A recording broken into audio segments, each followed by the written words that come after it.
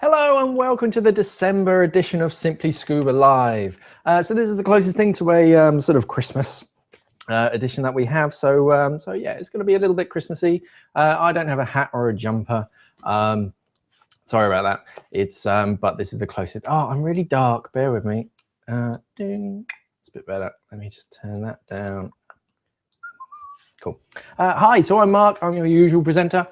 In this week's show, I'm going to be discussing dive computers, really the sort of the fundamentals, sort of things to look at, different types of dive computer, and kind of what to look for if you're looking to buy another dive computer. Answering all of your questions, so I can answer your questions on anything within reason, obviously. If it's something I know, I'll answer it live on air. If I don't, then I'll look it up and I'll let you know later.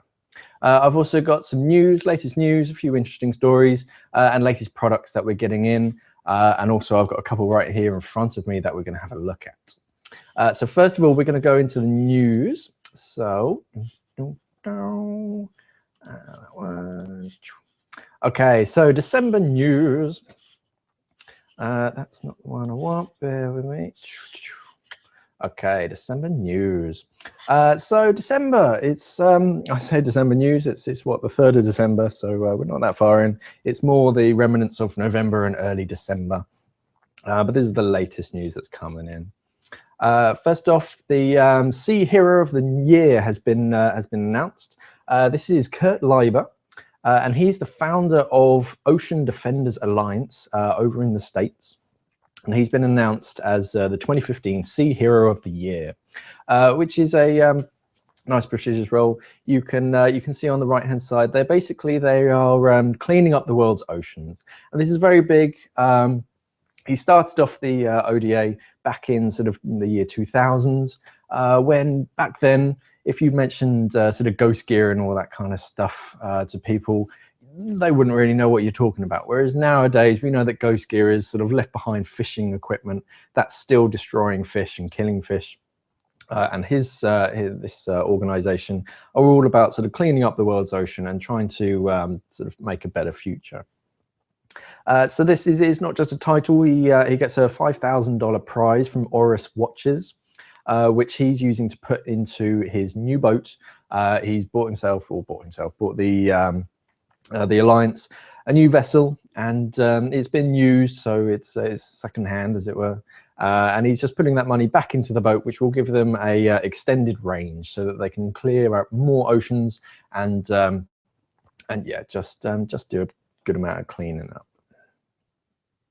The next one is a kind of funky concept that I found. There's quite a few of these. You'll normally see them on Facebook and social media, all these sort of concept arts of sort of funky building designs, but this one kind of caught my eye. This one's very cool. This is the Ocean Spiral. This has been a concept from the Shimizu Corporation, and this is really to do with overpopulation on the sort of Earth's land mass. So more and more companies are looking to expand into the oceans because there's I mean, what, 7/10 of the Earth is covered by water, and 80% of that is classified as deep water. So there's plenty of sort of real estate out there. This one really caught my attention just because it's sort of funky design. At the top, we have this sort of 500-meter diameter sphere, which on the inside acts as a sort of greenhouse. So this floats on the surface. As you can see on the sort of top right-hand image, there's it just kind of pokes out of the top of the water. If there's sort of adverse weather conditions, then you see underneath it there are other spheres that go down into the water. These act as buoyancy, so the ballast. So the main sort of sphere can sink and rise depending on its needs. So these are all self-sustaining towers. They convert sort of carbon dioxide in the water, and they use that for energy. And they're collecting seawater and desalinating it. It's all very, very clever work. But these things are massive. They're reaching down about 4 kilometers down to the ocean floor. Obviously, these aren't coming anytime soon. These are, as the sort of web address suggests, these are dreams. But it would be fantastic if something like this could really start kicking off. They're looking for a whole range of these, a whole sort of network of these different towers, underwater towers, just sort of taking off and doing a lot of sort of underwater research. The main spiral is is mainly for transport and water intake, and then each of the different spheres, they have different functions, and they're all at different depths. Some of them are based on sort of underwater sounds and looking and sort of studying animals. There sort of biological monitoring, and and there's also going to be a submersible port. And then right down at the bottom, there's this kind of plate, which they call the Earth Factory, which is where they store the carbon dioxide, reuse it, and they also acts as a base for excavating resources from under the ground. So very, very cool, very, very clever. There's a few different sort of concepts around this thing. Yeah, I just find it fascinating, so I thought I'd show you guys.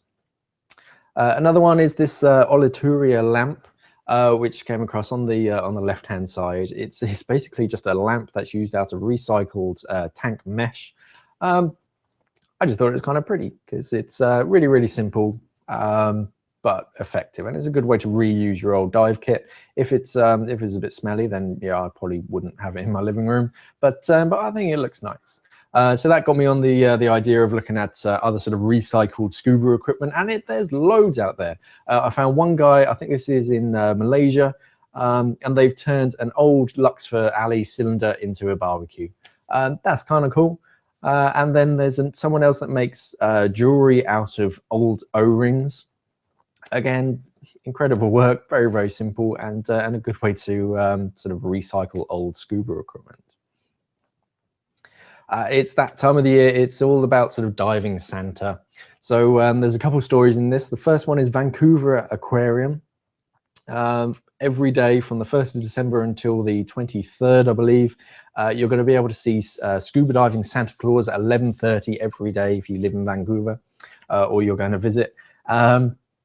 Very cool. It's always interesting to see Santa Claus under the water, and they'll be diving in all their different underwater enclosures. The other one is Vobster Key. Couple years ago, back in 2013, Vobster Key actually broke the world record for the most number of scuba diving Santas simultaneously diving. That's a mouthful. They had 175 Santas diving all at the same time. They managed to rise over the past sort of few years. I think it's about 4 years. They've raised about £25,000 for the RNLI. So if you'd like to participate, this year it's on Sunday, the 13th of December. Tickets are just £1, but you can always donate more if you want. So head down to Vobster Key with your Santa and all of your diving suits, and go raise some money for charity. It's always a good cause.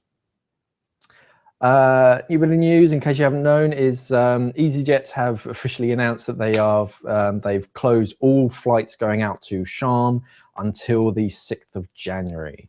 So this is a bit of a bummer.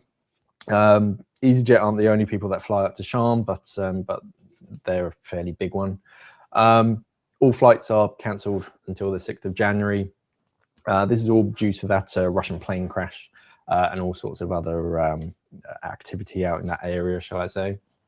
They're being fairly fair. They're saying that you can either fly to another destination within the EasyJet network if you've already bought your tickets.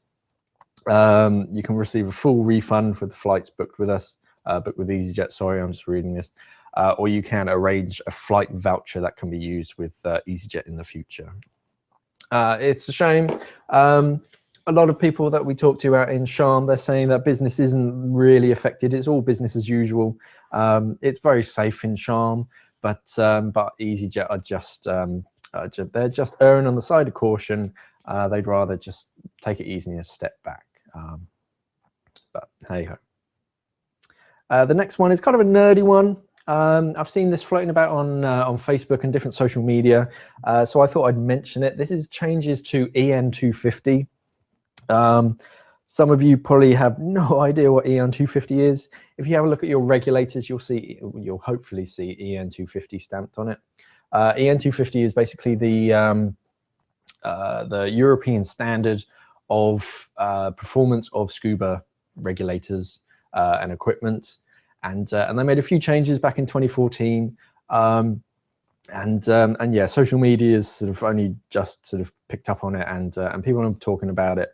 But all it really says is that when you go below 30 meters or in colder water, which is classified as below 10 degrees, having a single first stage and 2 second stages, so a primary and an octo, is not a preferred option.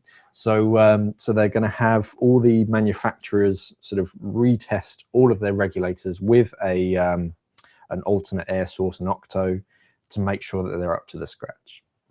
Most of the main manufacturers, Apex certainly have, Scuba Pro, Atomic, I imagine, they're already certified. They're already adhering to the new standards, so it's not really going to affect us. What a lot of people are thinking, that they're going to go more down the sort of German route.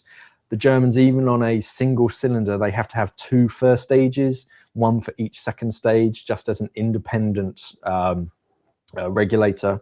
So on a single cylinder, you'll have like a Y valve or a H valve or K valves, lots of different shapes, where there's basically 2 outlets from a single cylinder. Right now, it's not really affecting us. Maybe in the future, but right now, there's nothing's going to be happening very, very quickly. You'll notice on a lot of regulators, they will have their cold water performance sort of marked on them. If they're not for cold water, then they've already got sort of not for temperatures below 10 degrees Celsius. So yeah, it's the manufacturers are well aware. They've already been producing regulators to this standard before it even came out. So so yeah, I wouldn't worry about this too much. What I can imagine is that some of the manufacturers will start losing out their bottom ends octos. So the cheaper ends, sort of alternate air sources, they'll probably just be dropped from the lineup, because it costs the manufacturers a lot of money to test their regulators to EN standards. So the fewer, trying to think of the word, the fewer options, the fewer sort of combinations, that's the word, of regulators, the cheaper it is for them. So they'll probably just end up dropping their bottom end second stages. Now we're on to new equipment that's that we've just taken in. We've taken in a lot of dive right equipment. So a whole range of wings, from the big old classic XT here, which is your real sort of workhorse, down to really sort of slim travel single cylinder wings, all donut wings, so very, very useful. To sort of side mount the Nomad LTZ, cracking side mount system. I haven't got it wet yet, but I have played around with it. Very, very strong, very adaptable, useful piece of kit. Line cutters, just little sort of bits and bobs. So anything new, if you go to our main sort of web page, go to just in or latest arrivals, and that will show you what we've sort of just got in stock. So we've got a whole load of dive right. A few of it is not in the website yet. I'm still waiting for images. We've got a few side mount regulators and a few other bits and bobs. So so keep an eye on that. SEAC, we got a few new bits and bobs from SEAC. We got a few new wetsuits, just nice simple 2.5 mil shorties and 3 mil full lengths. Men's and women's cuts, nice stretchy neoprene, nice and simple, not too sort of outrageous color schemes. So have a look at them. A couple new BCDs, the Smart and the Trip. They're both jacket style BCDs. The Smart is a full rigid backplate BCD. The Trip is kind of like the bottom lower half is solid, but there's nothing on top, which means that you can fold it in half and pack it down really nice and small, hence the Trip name. Nice and lightweight, but still very strong. New integrated weight system as well, which uses a sort of 2-part pocket system. So this way you don't have a dedicated integrated weight pocket that you put lead into, that if you need to ditch it, you throw the pocket away. That can be quite expensive if you ditch your weights often if you need, you're going to have to replace that pocket. Whereas this, you don't need any additional pockets. You just put it in the pocket, and then the bottom of the pocket pulls out if you need to ditch your lead. Nice, simple, and it's secure, but it's still quick release. And then we got a couple new masks. We can see the eFox there. There's a couple more masks. These are they have a Asian fit skirt. Because the masks are more for a sort of European shaped face. So, so with a lot of sort of Asian people, the skirts, they won't seal to their face, and they'll just sort of end up, their mask keep filling up with water. They don't have a very good dive. So, so there are Asian fit faces, skirts to fit Asian faces. Maras do the sunrise skirt, just slightly wider, and it's for the Asian market. To give them a mask that will fit them properly. So a couple of those masks. Light and motion, we got the Sidekick that we can see here.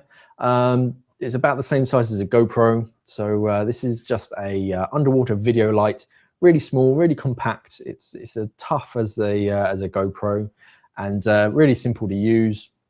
And it's designed to fit with GoPro style mounts. It actually comes with a sort of elongated screw thread that goes through the GoPro mount and attaches to the video light. So handy piece of kit. We've also got the new S line of Gobi torches, and a few of the light and motion, the sort of solar big sort of video lights. Really, really powerful torches. They've all had a bit of a price reconfigure as whatnot. So you're getting a lot for your money right now.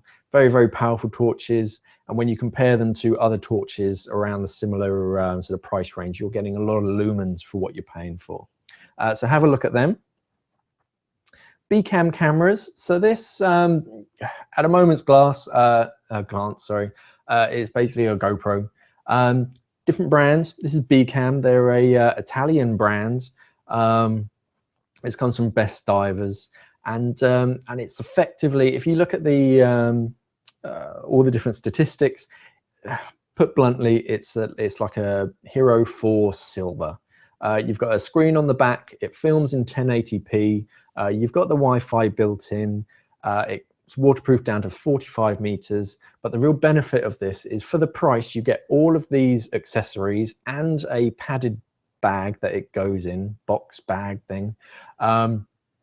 And you get so many accessories. I did a product video on it earlier in the week, and I spent a good, I don't know, 2 to 5 minutes just going through all the different accessories that you get with it.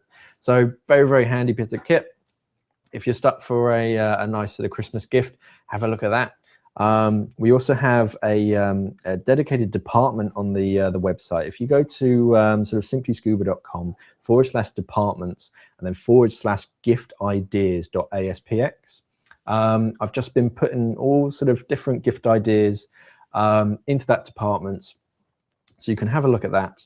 And if you're stuck for gift ideas, I've also sort of separated them into different price brackets, just to help you guys out. If you're a diver and people are asking you for gift ideas, or if you know a diver, or just, yeah, have a look at that, and yeah, that just might give you some idea of what to get.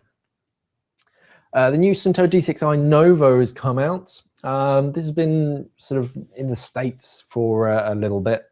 It only arrived on our doorstep, I think Monday.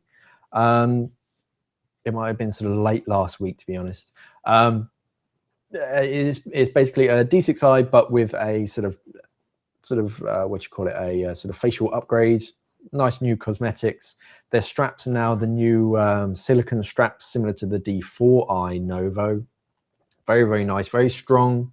It's got a new anti-reflective fingerprint coating, so you don't get any greasy fingerprints when you're using it. And if you've used any of the Suntoe D range computers, same user interface, very, very simple to use. You'll get on with this very, very quickly. Other than that, it's more of a sort of cosmetic upgrade. Very pretty computer. nice and easy to use. Then we have Maglock. This is sort of out of left wing. It's a product that was originally designed for the sort of dog walkers. Believe it or not, it's basically two parts. You can see here. They've both got magnets inside of them, and that means that it's a self-guiding clip. So as you, I mean, for the dog walkers, it's perfect, but for us, again, it's great because if you're wearing thick gloves or your hands are numb and cold, you don't want anything fiddly, any sort of fiddly bolt snaps to try and get hold of.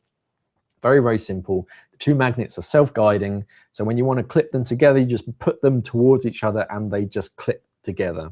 There's a mechanical lock as well. So it's not just relying on that magnet to hold onto it.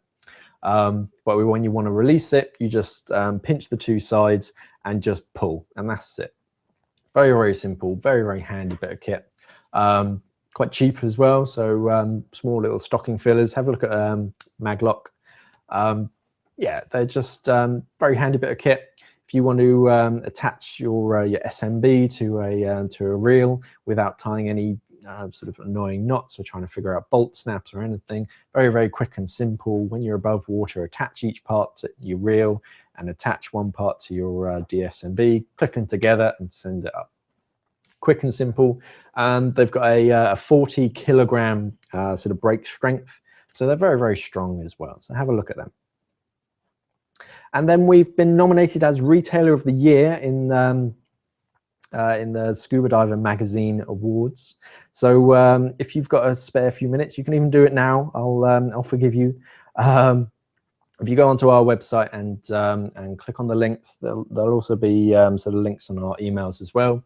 It just takes 5 minutes. All you have to do is fill in your details, vote for sort of your best liverboard, your best retailer, and everything else. Question 7 is the best retailer. We're top of the list right now, so if you could give us an extra vote, that would be great. Always thanks very much. We try our hardest to do our best to look after you guys and give you good customer support. And so far, you have sort of looked after us in that we have very high Trustpilot scores as well. So thank you for that. But this would really mean a lot to us if you could vote for us. Yeah, it will just take 5 minutes of your time. Okay. And that's it for news. So I'm going to come out of this and stop. Oh, dark again. There I am. Okay, so let me close that down because I got a couple bits of equipment with me that I didn't have time to put onto the presentation. The first one, let me put that to one side. The first one is the Scuba Pro Jet Fin. Is now in yellow. That's really bright on the screen. It's not that color. Let me see if I can adjust it. It's kind of a mellow yellow. A very instructor level, that's a better angle for it. So you'll have all of sort of hopefully seen the Scuba Pro Jet Fin, tough as nails, single monoprene construction. So they're very, very tough, great for British divers. They're a vented fin, so they're good for sort of the dry suit advanced divers. Big open fin foot pocket. Adjustable spring heel straps, so it makes it very, very easy to get in and out of the fins. And they're now bright yellow, which is good for the instructors, so your students can see you, they can identify you very easily. They're also coming in another color. Hopefully none of you have seen it yet. I did a quick Google search for it earlier and I couldn't find it. I've got some images of it that I'm not allowed to give you yet.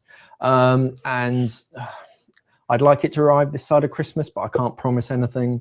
They've had some manufacturing issues with I think it was a hurricane in their sort of manufacturing country. So so that new color isn't, it's a bit delayed, to be honest. But strong, tough as nails. Have a look at them. If you got any instructors in your family, they'd definitely love a pair. The next thing is the Santi Magic rings. So you'll probably have seen these about Santi. You've just released a whole bunch of YouTube videos all about how the different uses of these. They're very, very simple. If you know the QB dry glove systems, very simple, similar sort of mechanism. They're not going to be that exciting to look at because it's just a bunch of rings and giant O-rings, to be honest. Very, very handy for dry suit divers, because what these can do is they can very quickly and effectively swap over broken seals. You can have and fit dry suit gloves, or dry gloves, sorry, to your dry suit. You can fit dry gloves to your wetsuit. You can just create dry gloves with a pair of sort of latex or silicone seals.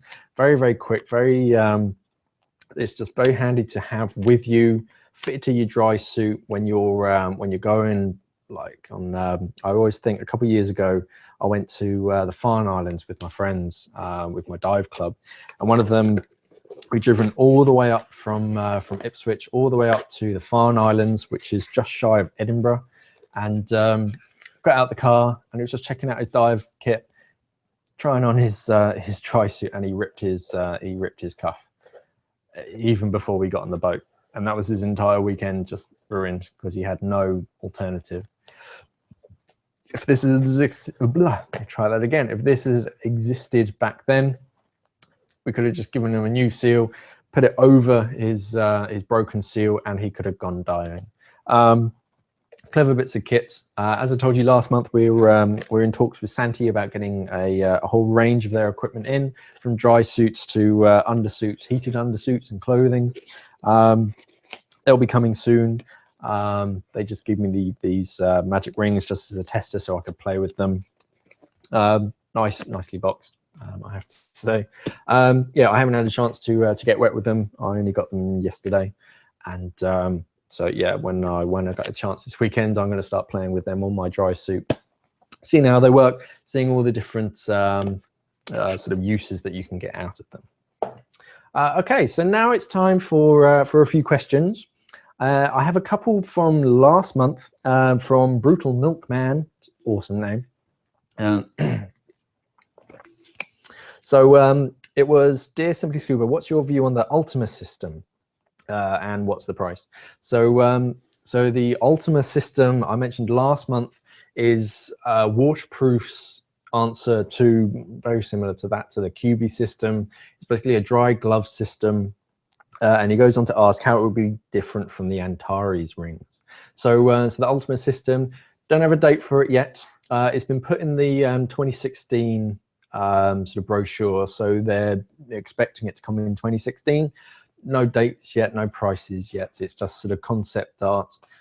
So they're still checking it, making sure everything works. How it differs is that you get a positive click sort of interface. So when you're fitting, like I've dived with Antares rings, when you put the rings on, you kind of put them on, and the seal kind of lines up, and it kind of clips together, but there's no definitive, yes, you are sealed inside of it. And yeah, I've had wet hands on a couple dives just because I haven't clipped them in together far enough. And there's a few other sort of benefits, but yeah, watch this space. As soon as they come out, we'll be looking at them. Hopefully I'll get some videos done of them. Yeah, clever bits of kit. So then I have Des on Discuss asks, does this kit, he's talking about the Sunto wireless air transmitter battery kit, does this kit work with the new pod transmitter? The reason I ask is they have pod written on the side.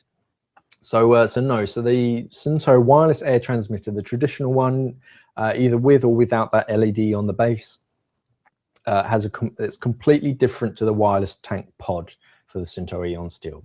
Very, very different bits of equipment. You can't mix and match them. You can't mix and match their batteries. So the regular one, the transmitter with LED, that is a 3 volt half AA battery. The tank pod is a 3.6 volt half AA battery. Same size, but no. So so we've added that as a separate product. If you search for tank pod battery on our website, it should come up with that. Same price, but you need a different battery. So have a look at that. The next one is from Alex on Facebook. I'm advanced PADI qualified, also commercial diver. Is there any internship opportunities out there that would help me gain my dive master? Yes. There are a lot of dive centers. They don't like proactively advertise dive master internships as such. You will get a lot abroad, but abroad, from my experience, they rush. They try, depending on the dive center, not all of them. You will get good dive centers out there. I did all of my sort of professional training in the UK because that was where I was going to teach. So yeah, teach in the environment that learn to teach in the environment that you're thinking about teaching in. But go talk to your dive center. Don't go to the or don't promise the first dive center you go to. Normally there'll be a few dotted around you. Visit each of them, have a chat with them, sit down with them. Any good sort of scuba diving center will actively sort of try and invest time in new dive masters. DMs are the sort of lifeblood of the dive center. They're very handy, even if you're not there all of the time. If you're there sort of as much as possible, they will want to sort of invest time with you. Have a look for dive centers with access to their own pool or open water dive site. The more time you spend in the water, the better you are going to be when you go to teach students. Look for a dive center that has a good sort of service center that will sort of teach you about the equipment, how to fix the equipment, how everything works. That way, when you're away and diving and something goes wrong, instead of just calling it off, you can, within reason, fix something there and then. And if they got an active shop like this, you learn about all the different bits of equipment and depending on your diving needs, because one diver won't need a piece of equipment, whereas another one is essential. Some are going to look at sort of something, yeah, you just learn different things.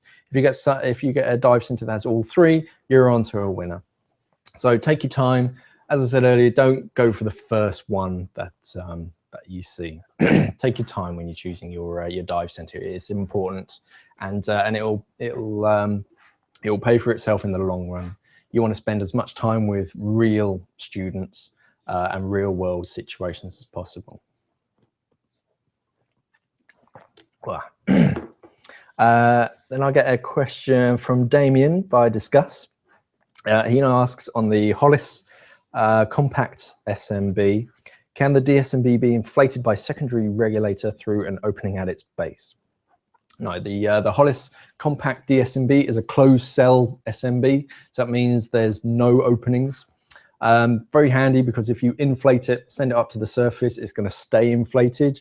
Some of the open-ended ones, you send them up, if they're not fully inflated, they can just flop over and then the air just rushes out and then they just sink back down to you. So closed cell, very useful bit of kit, but you can't use an alternate air source. You can't use your exhaust. You have to use a low pressure inflator hose, or if you can, take your primary out and orally inflate it. It's a bit more fiddly. I just prefer just to disconnect my BCD hose, inflate it, send it straight up. So no, you can't use a second stage exhaust on that. Okay, so now I'm going to go into my sort of main presentation. So I'm talking this month on dive computers. I didn't want to go in too much detail. You can go from the sublime to the extreme on dive computers. I just wanted to cover the basics. I haven't really gone into the main physics of it neither. I'm hoping that most of you know the main sort of functionality of dive computers, even if you don't know the real physics behind it. You learn most of that in really a dive master, to be honest. But yeah, dive computers, important piece of kit. And yeah, there's lots of variants out there, lots to consider. So back in the history, the origin is really your dive tables, the Navy dive tables, done through lots of experiments. figuring out sort of how long you can stay under the water and how quickly you can come back up, how quickly you can go back into the water. Very, very rigid, very, very analog. You're used to sort of plan your dive and dive your plan. So it's very rigid and inflexible. We then moved on to a, a slow progression of sort of analog gauges to even ones that had sort of fairly sophisticated, they had like internal bladders that would react to air diffusing through this material to tell you sort of how long you can stay under the water, to the point where they one of them was affectionately known as the Bendermatic. Obviously not the most accurate, but they were better than nothing back in the days. Eventually they moved on to digital, the top right hand. So then they started to become a computer that had algorithms inside of them. So algorithms are basically those dive tables just digitized, and they're comparing your current depth and your dive time, running it through that algorithm and working out how long you can stay under the water based on your dive profile so far. And over the years, of course, they got more and more sophisticated, but they only really started, I think the first digital one is in like sort of mid 80s. I could be wrong. It's around 1980 something. But now they're still sort of progressing. They're still on the up and up as far as technology goes. So there's three main types, main sort of styles of dive computer. We've got the watch-sized dive computer. We've got the wrist-sized dive computer, or sort of console computer, and then the real sort of console computer. So so they all have their different pros and cons. Everyone sort of prefers different dive computers. Sometimes I'll use a different dive computer depending on what kind of diving I'm doing. If I'm in the UK, I'll prefer a slightly larger and chunkier dive computer because I'm wearing gloves and I need sort of more dexterity. I've got more equipment on, so I need a big screen so I can see it. Whereas if I'm sort of diving abroad, if I'm just in a rash vest and board shorts, I just like a watch-sized dive computer, so I can wear it all the time and just jump in when I want. So the watch style, the real pros, the pros and cons I put on the screen are pretty basic. The pro is that it's small, but the con is that it's small. It's these are great for wearing every day. I've chosen two quite sporty style ones to put up here, but there are some smarter, more sort of digital watch style computers that you can wear every day. You can wear them to the office, you can wear them to the gym, and then you can go straight into scuba diving. They're very sort of unobtrusive. One main thing that I always find when I'm getting kitted up, if I put my sort of big chunky dive computer on first, if I then try and put my BCD on, it often snags and it's a bit of a pain. The same with a sort of wrist mounted compass, it's just a bit cumbersome. With a watch, it just kind of slides straight on. So yeah, one of the cons is small screen. So if your eyesight isn't so good, or even if it is good, they have to cram the same amount of information onto that small sort of piece of real estate on your wrist. So there's not much space. You have to kind of analyze some of the sort of abbreviations and try and sort of figure out what each of those mean. So so yeah, it's kind of small, but it's compact, it's handy. So then we move on to wrist size. So these are sort of consoles that you fit onto your wrist. So the pro is you get bigger screen. You've got more real estate, bigger numbers, bigger digits, so you can see more at a glance, and they can tend to sort of expand on what they're trying to tell you when you're under the water. A lot of these now are coming in color-coded screens. I'll go into that a little bit later. But this just means that you can color code all the different information. So if everything's fine, it's blue and green, it's fine. If something goes red, that's a very natural sort of color for us to go, ooh, there's something wrong. They're also a lot brighter as well, so you can see it under the water. The cons are they are bigger, so you can't wear these just around town. You'll get some funny looks if you walk around town with a Sunto Zoop on your wrist. They're heavier as well, so yeah, these they have to be in like your hand luggage or packed away, and then when you're wearing them, they're just kind of big and clunky. And if you're not wearing a thick dry suit or a wetsuit, it's just going to roll over, so it just can be a bit annoying. But if you need that bigger screen, you've got the bigger screen there. Consoles haven't really taken off in the UK. They are huge in America, big in Europe, but we've never really adopted them here in the UK. I don't know why. They do exist. You can get a few different ones. I've put just a console integrated Zoop. We've got the Oceanic Pro Plus 3. There's also the Atomic Cobalt 2 Kraken dive computers, and these have their or the Pro Plus and the Cobalt certainly have their, basically you plug this into your regulator instead of your SPG, your pressure gauge, and the pressure gauge leads to your computer. Not in the case of the Zoop. The Zoop is just a standalone that just fits in the gauge, but everything's all in one place. You don't have to look at your gauge to see how much air you have, and then look at your wrist to see how long you can stay under the water for.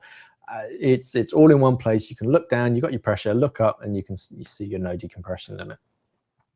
As far as the Cobalt and the air integrated ones, a lot of them, they will tell you your bottom time. They'll also tell you how long you can stay under the water based on your breathing rate and your current depth. So clever bit of kit, helps you to plan your dive a lot easier. Pros are bigger screen, you've got the integrated air, and yeah, all of your information is in one place. The cons are it cannot be used without the hose. So so any of my wrist-mounted dive computers, I can just jump in the water with them, with any old set of regulator, any BCD. But with these, the hose has to be connected to the computer, has to be connected to regulators to take it under the water. And it is attached to your regulators. So unless you want to disconnect your high-pressure hose and then swap it over for a different set of regs, it's very much limited. That's attached to your regulators, so so they're quite inflexible in that sense. But handy bit of kit. You always need a pressure gauge, so so why not mix it with your dive computer? So then I'll put on screens. This is a sort of fairly big part of dive computers. It's the more basic fundamental ones on the left-hand side have just got segment screens, so they're quite limited in what they can say.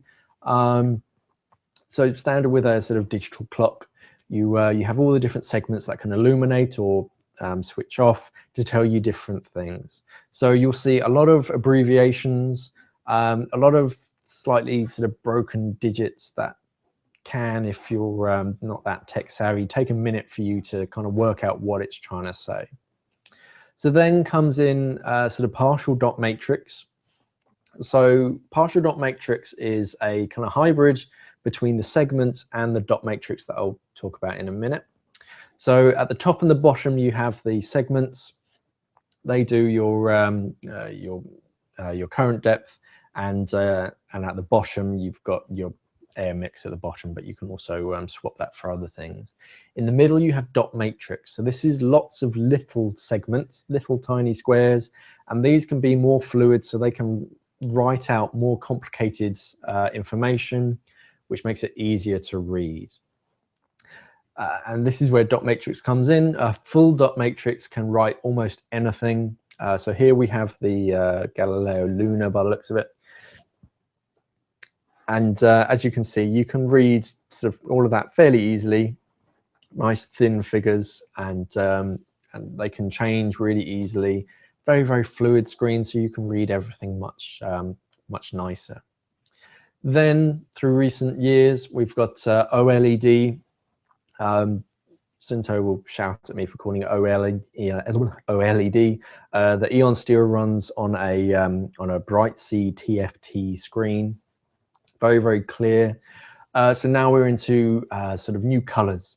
So you can color code all the different information. So it's a bit more intuitive, a bit more natural, and a more graphical display that you can adapt and adjust. So these are more your sort of smarter computers that you can adjust to dive exactly how you want them to dive. Clever bits of kit. It's very much the future. The more and more sort of prototype dive computers I see nowadays, they are coming with this sort of color-coded OLED screens. More and more people are diving with them. I've used a couple out in open water, and they're very intuitive. Even on the graphic display, very simple. You can change that, and yeah, just very easy to use, very intuitive with their colors as well. So then on to algorithms. So I haven't really spoken about algorithms yet. And when most people start, one of the most fundamental questions or sort of worries I get from sort of either students or customers is that I went diving with my brand new dive computer with my buddy, and I had 6 minutes more deco than my buddy did. But we were diving on different dive computers. So dive computers, they all run on algorithms, which are basically those dive tables I was talking about earlier, put into a computer, and they're basing that on different tissue compartments. So different parts of your body, they absorb sort of nitrogen and the inert gases slower and faster than others, and they get rid of them slower and faster than others. And depending on the algorithm is how many different compartments and different, there's a lot of sort of micro physics that goes into it. And there's a lot of different algorithms out there. This table I've taken from Oceanic, because they, in most of their dive computers, they put a dual algorithm. So you can choose to use either a sort of Plagic Z+, which is a 16 compartments algorithm, I think, or more of a Plagic DSAT, which is what your PADI dive tables are designed around. And depending on which computer your buddy is diving on, you can change that algorithm to match them. So it gives you more decompression time compared to other ones, and it just gives you more flexibility, and it's still safe. It's not telling you to stay under the water for the sake of staying under the water. It's just being a bit more realistic, and yeah, it just gives you extra bit of flexibility. But when you're looking at planning a dive computer, I think I've gone into that in the next slide. Yeah, things to consider. So your buddy's dive computer is definitely up there. If I'm diving on one dive computer and my buddy's diving on a different dive computer, if we match the dive profile that each computer is telling us to do, that means that we will have to separate at one time. So that means that I can't stay with my buddy. If I do, that means I might be penalized because I've stayed under the water for too long. Yeah, you really have to sort of think about what your buddy is diving with as well as what you want to dive with. You also have to look after your computer. It's a sensitive piece of equipment. It has a pressure sensor in it, which isn't a sort of a really strong magic piece of equipment. This is it's a pressure sensor that is accurate to about 1%, compared to a traditional depth gauge, sort of analog depth gauge, which is accurate to about 10% maybe. Much more accurate. But the more accurate you make them, the more fragile you make them. So you have to look after them. Don't be throwing it around. Wash it after every dive, because as soon as salt starts to crystallize inside of it, it's always on a downhill slope. So always look after it. Set up your dive computer. Inside most dive computers nowadays, of course, you have altitude adjustments. So if you're diving at altitude, you can adjust the algorithm based on that. You also have personal sort of algorithm changes inside that. So depending on sort of how fit you are, you can adjust it to be more or less conservative. So have a look with this. It's worth sort of sitting down with the user manual. There are some videos online to help you go through this. Take your time, set up your dive computer, and make sure it's accurate to you. Some people, they can end up hurting themselves because they're diving by what their computer tells them is safe, but it's just a sort of estimation on what's going on in your body. The dive computers, they're never going to know exactly what's going in your body cells. There are some leaps and bounds, like the new Scuba Pro Mantis that has a heart rate monitor. It also has a body temperature sensor. So they're getting better at sort of biometrics and working out what exactly is going on inside your body, so more accurately tailor your decompression algorithm. But a lot of them are just sort of averages, and a lot of them are conservative averages as well. So set up your dive computer, and another one is check your computer well before a holiday. Another one of the most common questions or common statements we get, or I used to get at the dive center, is I'm going on holiday on Saturday, and my computer battery's dead. I need a new battery. And that's great, as long as the dive center isn't busy and we have everything in stock. That's fantastic, we can get that done for you. But you got to remember that everyone else who's already brought in their dive computer for a battery service, they've planned ahead, they've got their computer in, they've checked it, made sure there was enough battery in it. It said that the battery's low, so they brought it in. So so their computer is going to go through the service first. Check it well in advance, and a week is not well in advance. Check it a good month before it's you're ready. And turn it on a couple times. Just because it turns on sort of once and it turns on fine, check it again in about a week's time, just to double check, because batteries, they of course they do run down. And don't leave it to the last minute, because a lot of them, it's not it's not so simple as just taking a battery out and swapping it over.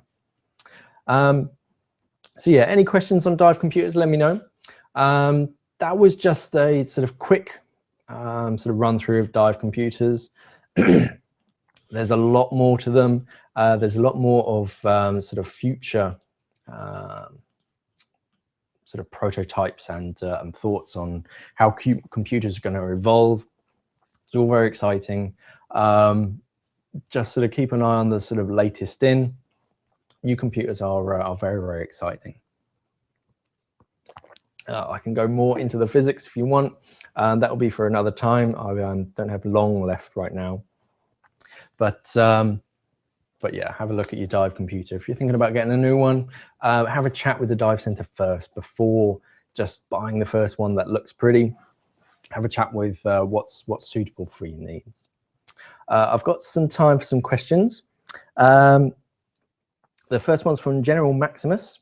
Given his wealth of diving experience, what would be his he's talking about me. What would be your #1 dive site in the world and why?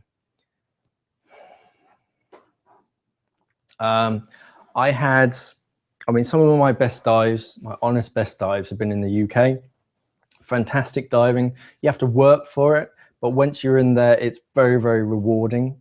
Up north in the Arctic Circle was very nice, crystal clear water.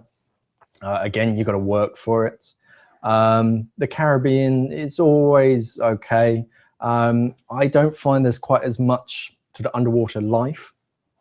There is some out there. It's just not quite as vibrant, as stunning as I sort of usually expect.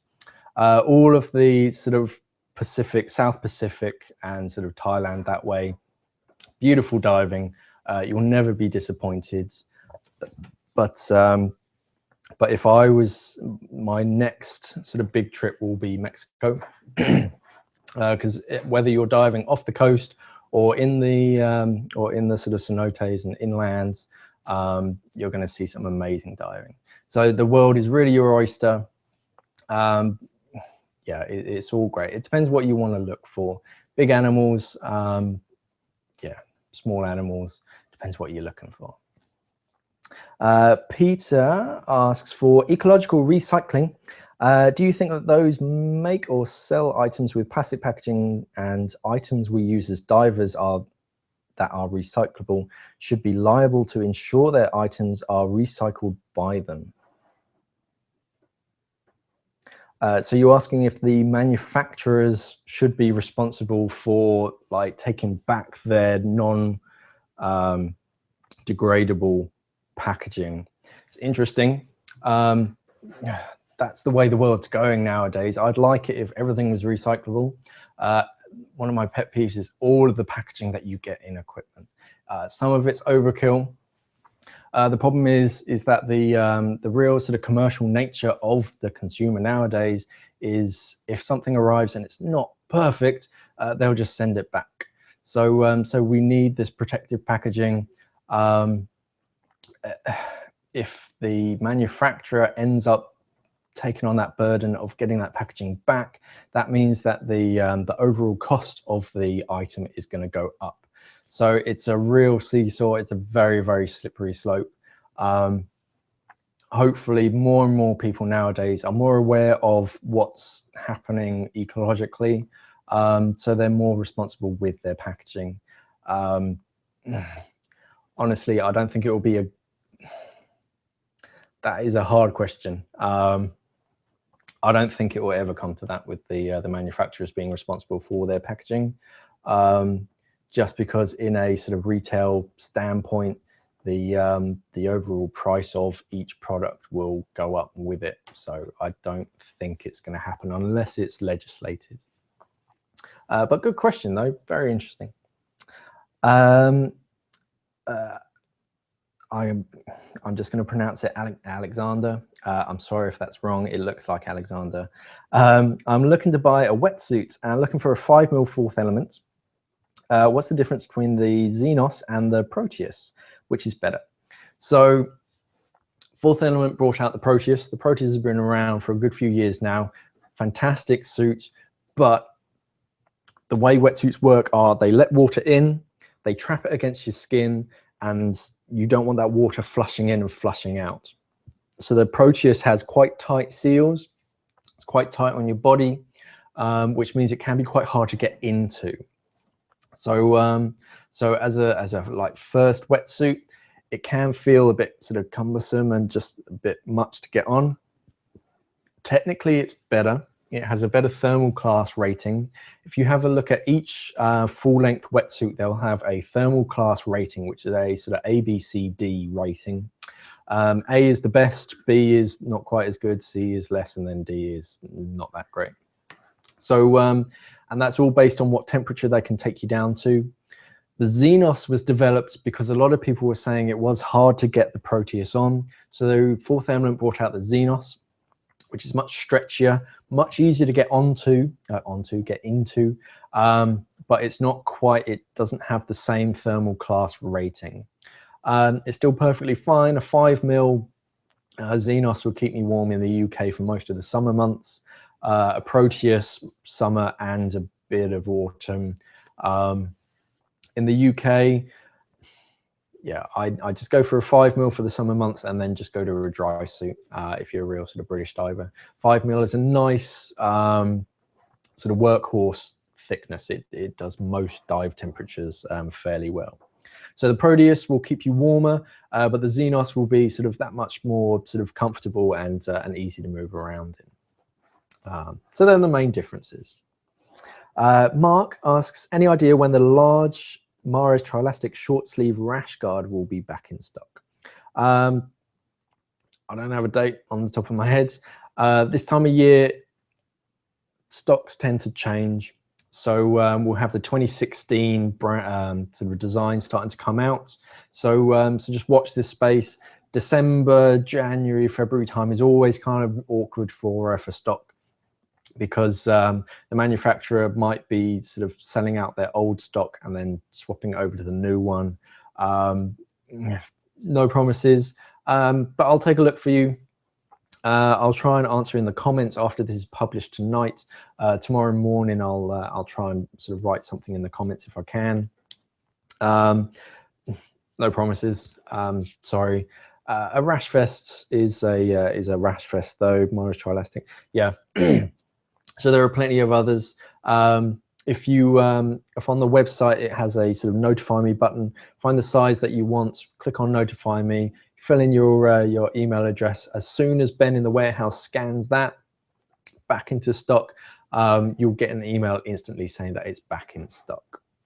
Okay, I've run out of time, but I'm just going to ask one more or answer one more question. And this comes from JFD Diving. Are you planning to sell Shearwater? I'm looking at a petrol too. So Shearwater is a Canadian brand of dive computer. Short answer, yes.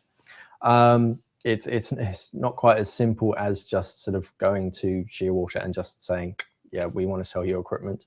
There's a lot more that goes into it. We are looking at it. There's a few brands that we're looking at right now. It normally takes a little while just to sort of dot the T's and cross the I's. But once that's all done, we can sort of start sort of getting them in. Yeah, we're looking at them. They're very nice dive computers. Yeah, we're aware of them. Right, guys, that really is all I have time for. Thanks for watching. Thank you for all the questions as well. It really helps having all your different questions to answer live on air. Anything you want to talk about, let us know in the comments. Let me know before next month, and I can write any kind of presentation on anything you want. If you want the basics, or if you want me to go into something more advanced, let me know. If you want me to have sort of actual products out in front of you, let me know. I can talk about sort of assembling things or different sort of parts of things. Anything you want me to talk about. So as always, safe diving out there. The water is cold, but it's nice and clear. As always, safe diving, and thanks for watching.